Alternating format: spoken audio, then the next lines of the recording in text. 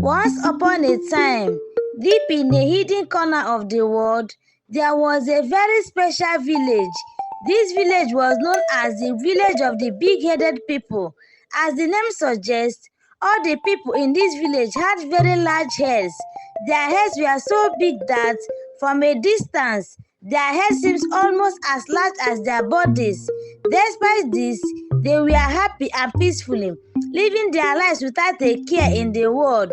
They did not worry about their big heads. To them, this was normal. In fact, they considered big heads as signs of wisdom and beauty.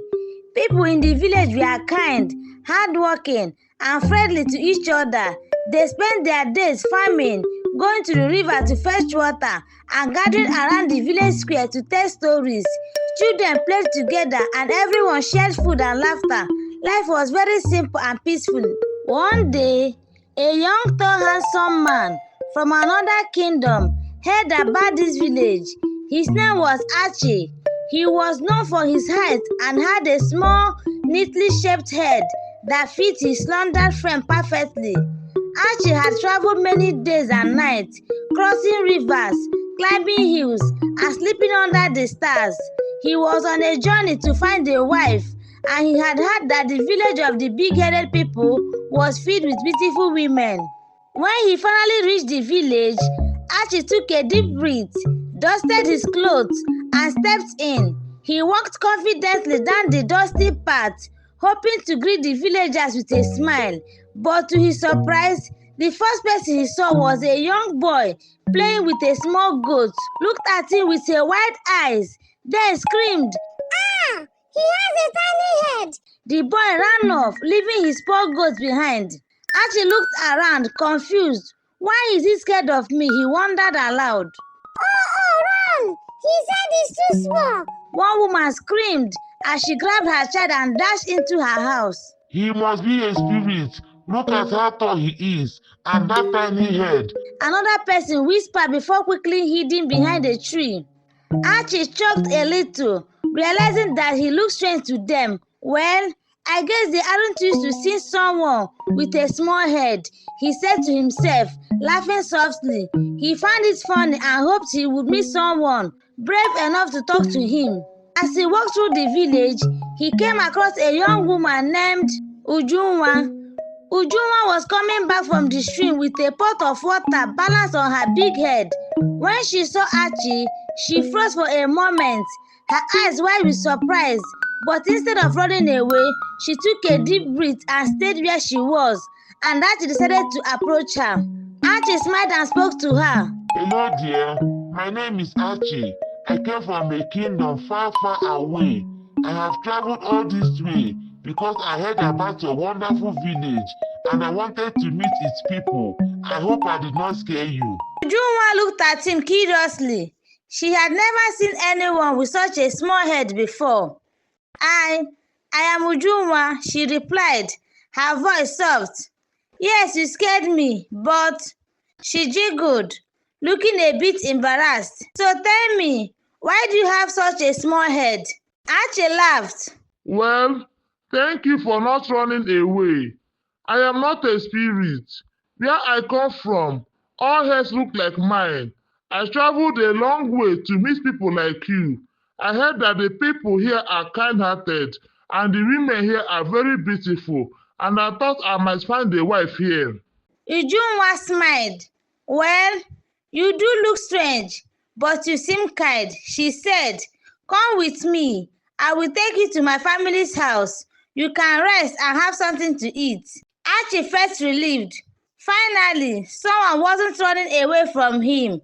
He followed Uuna to her house. They finally got to Una's house.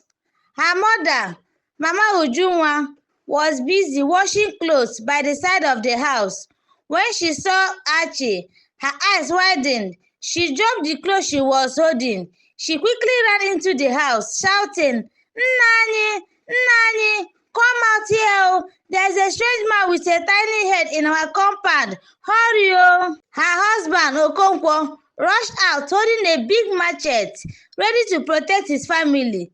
But as soon as he saw Archie, he froze. He wanted to run inside too, but he stood his ground, trying to be brave. After all, he was the man of the house. What? Who? What are you doing here? Okonkwo stammered. He demanded, his voice shaking a little. Archie gave a respectful bow. Good afternoon, sir. My name is Archie, and I came from a faraway kingdom. I heard so many good things about this village and its people, and I came here to find a kind and hardworking wife, and I was hoping to meet someone special here. Okonkwo raised an eyebrow, scratching his head, still gripping his machete. And why is your head so small? Do you eat enough food where you come from? And you think you can just walk in here with your tiny head and take one of our daughters? He asked, sounding both angry and confused. Archie choked. Yes, sir. We eat plenty of food in my kingdom. All heads are this size. But I understand if I look strange to you. It's the same way I felt when I saw everyone here with big heads. But I promise, I am just a simple man looking for a life partner. I am not here to cause any trouble. Mama Ujunwa peeked out from behind the door, still looking uneasy. She whispered loudly to her husband. Nnani, do you think he's safe? Or maybe he's a spirit in disguise? Look how small his head is. It's unnatural. Are you sure he's not here to cast a spell on us? Archie laughed, but Okonkwo did not look amused. Okonkwo sighed and put down his machete. Let's at least offer him some food, he said.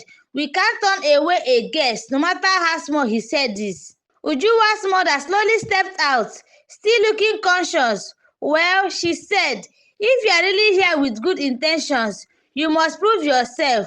We don't know anything about you. Are you strong enough? Are you brave enough? Archie smiled. I will do whatever you ask to show my sincerity. So they invited Archie inside, and Ujunwa brought him a bowl of steaming yam porridge. As they ate together, they shared stories about their different villages. Archie talked about his life, his family, and his journey to find a wife. He was polite, respectful, and made everyone laugh with his stories. Little by little, they began to feel comfortable around him. After dinner, Archie thanked them. You have all been so kind to me, he said. Ujunwa, would you take me around the village tomorrow? I want to learn more about your people. Ujunwa smiled, nodding. Yes, of course. I will take you to the village square, but be prepared. Everyone will stay at your small head. The next day, Ujunwa took Archie to meet the villagers. At first, people kept their distance, watching him with curious eyes. But when they saw him laughing, chatting and acting friendly, they started to relax. Children came closer to play with him, and women asked him questions about his village. One of the older men, Chief Obinna, approached Archie and asked, Young man, how do you carry water with such a small head? Don't you need a big head to balance the pot? Archie laughed heartily and said, We carry water in our hands or with small jars, but I admire how skillful you all are with balancing pots on your heads. I could never do it. Everyone laughed, and they began to see that even though Archie was different, he was a kind, respectful person. Over time, he and Ujunwa grew closer, spending many days talking and sharing stories. Ujunwa admired his strength, kindness, and bravery, while Archie adored her beauty, intelligence, and warm heart. After a few weeks, Archie went to Papa Ujunwa and Mama Ujunwa and said, I would be honored if you allow me to marry your daughter, Ujunwa. I may look different, but I promise to love and respect her with all my heart. Mama Ujunwa looked at him with a gentle smile. You may have a small head, Archie, but your heart is big, she said. We can see that you truly care for our daughter. Papa Ujunwa nodded, patting Archie on the back. You have shown respect and kindness to our family. We welcome you as our son. The news of the wedding spread across the village, and everyone came to celebrate.